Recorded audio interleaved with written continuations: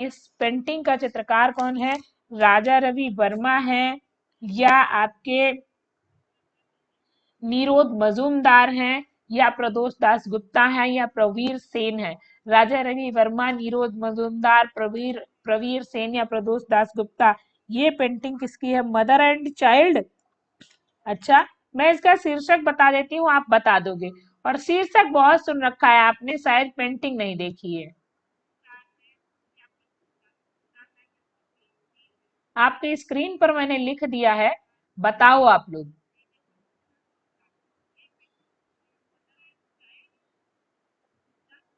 क्या है? बताओ। ये तैल में बनी हुई है। नगमा में रखी हुई है। निजाज घाट किसने बनाया? मुकुल चंद्र डे। मुकुल चंद्र डे की नहीं है ये पेंटिंग है आपके निरोध मजूमदार की। किसकी? निरोध मजूमदार। सोचा नहीं होगा इतनी बढ़िया पेंटिंग बनाएंगे, है ना?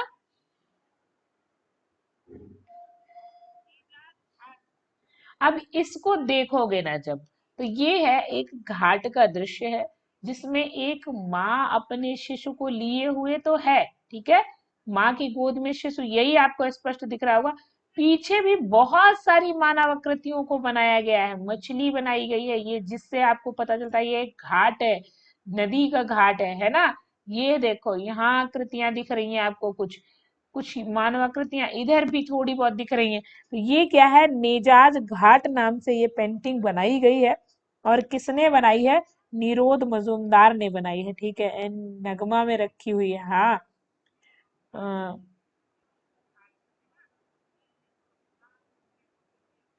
प्रीत कमल निषाद निरोध बता रहे हैं निजाज घाट। नेता का घाट। नेता का घाट नहीं, नेजाज घाट है, नेजा का घाट है। ठीक है, इंग्लिश में इसको नेजाज मतलब नेजा का घाट है, नेताज घाट नहीं है। इसको प्राणनाथ मांगू की किताब में जब आप देखोगे तो इसका नाम नेजाज है। ठीक है, नेजाज। अब यहाँ मछलियां हैं, और ये जो है एक औरत बनाई गई है, इसके बाल है। एक तरीके से देखो ना तो पूरा रेखांकन किया गया है, जबकि टाइल में बना हुआ है ना? ऐसे लगता है बचकाना सा काम किया है, लेकिन बहुत महत्वपूर्ण पेंटिंग है भाई, महंगी बिकी है। घाट तो नजर नहीं आ रहा। बबीता, घाट बह गया होगा। ये देखो पीछे, यहाँ। अब ऐसे कहोगे मैडम मुझे चौंका रही हो। ये इनके हाथ में कुछ पकड़े हुए हैं, ये मछलियां वछलियां दिखाई गई हैं, मतलब घाट का दृश्य दिखाया है, बहुत सारी भीड़ है, इनका दुपट्टा उड़ता जा रहा है, अपने बालक को गोद में लिए हैं और घाट पर भटक रही हैं। तो ये है कुछ पेंटिंग। अब इसको बनाते हुए उनके मस्तिष्क में क्या आया, मुझे नहीं पता। पूछेंगे कभी मिलेंगे तो, अब मिल भी नहीं सकते, हमें मिलना भी नहीं है अभी। फेमस पेंटिंग है, अरे बहुत फेमस पेंटिंग है, पूछी जाती है, इसलिए मैंने दिखा दिया आपको, ताकि याद तो रहे। अच्छा, निजात घाट में क्या था? वो चील बिलौआ सा बना रखा था उन्होंने, है ना? हालांकि बेइज्जती नहीं कर रही एक चित्रकार की, तो बिल्कुल भी नहीं, क्योंकि हम भी एक चित्रकारों के उसमें से आते हैं, इनको पढ़ पढ़ के हम लोग भी जॉब पाएंगे, है ना? आप लोग पाएंगे, मेरा तो हो गया। तो चलिए, अगली जो पेंटिंग है थोड़ी सी धुंधली दिख रही होगी, लेकिन इंपॉर्टेंट है। ठीक है, इसका अगर शीर्षक बताया तो आप बता दोगे। फिलहाल मैं आपको बता देती हूँ कि इसका चित्रकार कौन है, आपको बताना है। अवनींद्रनाथ टैगोर, नंदलाल बोस, असित कुमार हलदार या अब्दुल रहमान चुगताई। बताओ। बहुत फेमस पेंटिंग है ये भी, पेपर में खूब पूछी जाती है, पर हो सकता है आपने इसको देखा ना हो। किसकी है बताओ?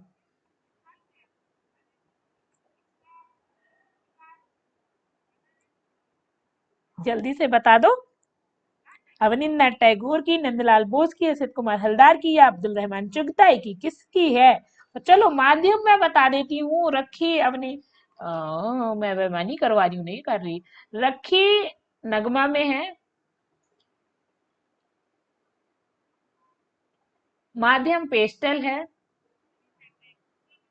अब भाई चित्रकार का नाम आप बता दो। मीरा, लैला, हाय राम, क्या क्या याद किए हो? संध्या सिंह।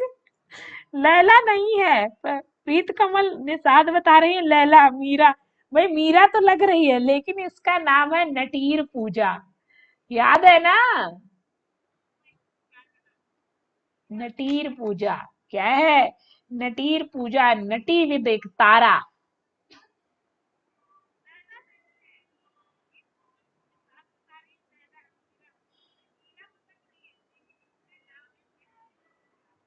क्या है? नटी विद एक तारा। अब तो बता दो नटीर पूजा किसकी है? पेंटिंग, भित्ति चित्र, तीनों में अंतर है। जल्दी बताओ नटीर पूजा किसकी है? आप अगर गलत किया ड्राइंग क्लासेस तो फिर सोच लेना आप। अब डांट ही सकती हूँ और कुछ नहीं कर सकती। ए नटीर पूजा अवनी बाबू की है ना, याद करो।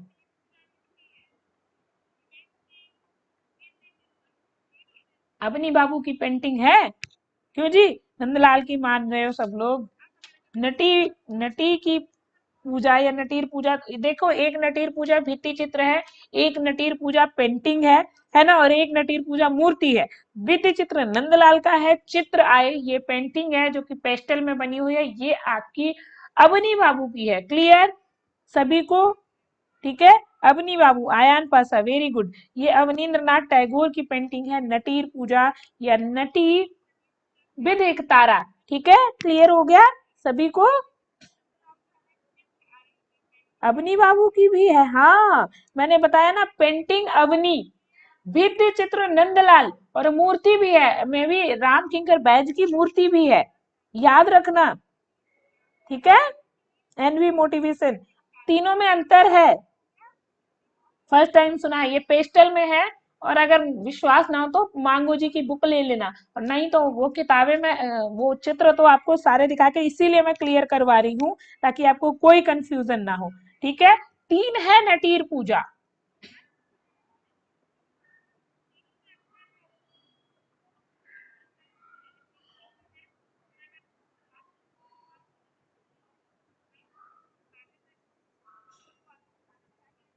चलो, अगली पेंटिंग जो आपके स्क्रीन पर है, शायद इसे मैंने पहले दिखाया हो, अगर नहीं दिखाया है तो याद रखो, इस पेंटिंग का नाम है र्यूमर्स। क्या है?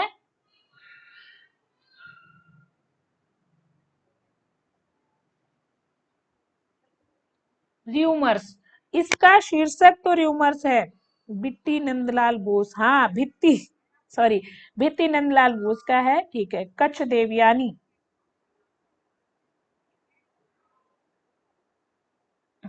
इसका शीर्षक क्या है? जो आपकी पेंटिंग है इसको बताओ। ये पेंटिंग जिसका र्यूमर्स नाम है, ठीक है, माध्यम इसका र्यूमर्स का क्या है? तो तैल है। शीर्षक चित्रकारों के नाम मैं बता देती हूँ, नंदलाल बोस ने बनाई, प्राणनाथ मांगो ने बनाई, अवनीन्द्रनाथ टैगोर ने बनाई। बताओ किसने बनाई? नंदलाल बोस, प्राणनाथ मांगो, अवनीन्द्रनाथ टैगोर। जल्दी से बताइए। और जिन्हें लग रहा है ना कि ये चित्रों से कुछ नहीं होगा, ये चित्र देखने का कोई फायदा नहीं, तो मैं बता दूं कि अगर आप किसी चीज को विजुअलाइज कर लेते हो या देख लेते हो तो वो आपकी आंखों में छपा रहता है, याद रहता है। और अगर आप उस चीज को नहीं देखे रहते हो तो आपको वो चीज याद नहीं। नाम रटना और देखना दोनों में बहुत बड़ा अंतर होता है। तो देख, इसीलिए मैं पेंटिंग लास्ट में देती हूँ। कल से आपको पाश्चात्य कला की पेंटिंग भी मिलेंगी। आज मैं पाश्चात्य कला की पेंटिंग नहीं दे पाई हूँ, कल से आपको हर क्लास में लास्ट में 2 पाश्चात्य कला की पेंटिंग मिलेंगी। तो आप बताओ कि ये पेंटिंग किसकी है? र्यूमर्स तैल में है न, और ये चित्रकार के ही पास संग्रहित है। ये पेंटिंग है प्राणनाथ मांगो की। कहेंगे हर तीसरे दिन मैडम एक पेंटिंग प्राणनाथ मांगो की ले ही आती है।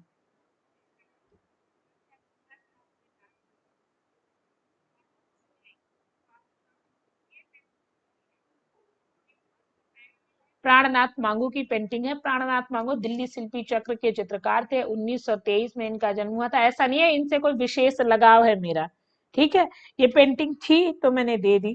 ड्राइंग क्लासेस प्राणनाथ, प्राणनाथ, बाकी तो पूरी चित्रकला से ही बहुत लगाव है मेरा, तो चित्रकारों से, क्योंकि भाई यही तो हमको आगे बढ़ाते हैं, सफलता दिलाते हैं। चलो अगली पेंटिंग दिखाते हैं, ज्यादा आपको बातों में नहीं उलझाते हैं।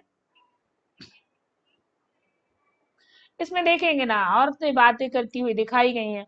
अगली पेंटिंग जो आपकी स्क्रीन पर दिख रही है, बहुत फेमस पेंटिंग है, बहुत फेमस चित्रकार की पेंटिंग है। और इतना चलो हिंट दे देती हूँ, बंगाल शैली के चित्रकार की पेंटिंग है।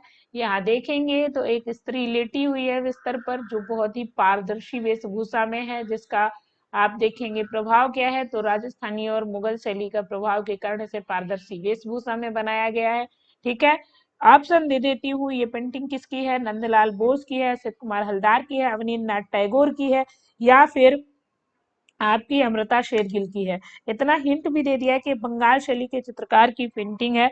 इस पर पूरी तरीके से आप देखेंगे तो मुगल और राजस्थानी शैली का प्रभाव दिखाई देता है, चाहे बालों के निर्माण से आप देख ले, चाहे ये पेड़ पौधों के निर्माण से देखें आप, है ना, कुछ कुछ अजंता शैली का भी प्रभाव है। तो आपको बताना है किस चित्रकार ने बनाई है। यामिनी राय संध्या नहीं, यामिनी की पेंटिंग नहीं है ये पेंटिंग। चलो इसका शीर्षक मैं बता देती हूँ, राधा विरह है।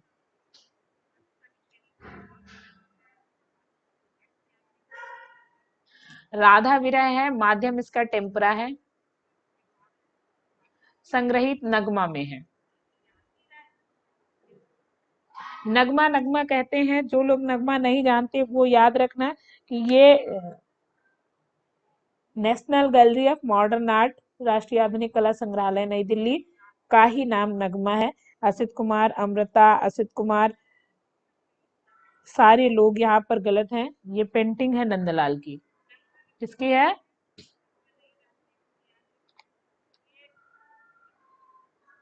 नंदलाल बोस की पेंटिंग है, राधा विरह। याद आई?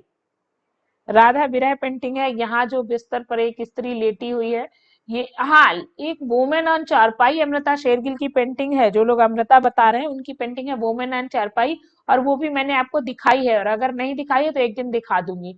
ठीक है, पिछली वीडियो में आप लोग देख लीजिएगा अगर नहीं दिखाई। यहाँ एक स्त्री लेटी हुई है, विरहिणी लग रही है। कुछ फूल यहाँ पर रखे हुए हैं जो कि मुरझाए हुए हैं। एक स्त्री और फूल लेके आई है उसको दिखाने या उसको सुलझाने समझाने के लिए।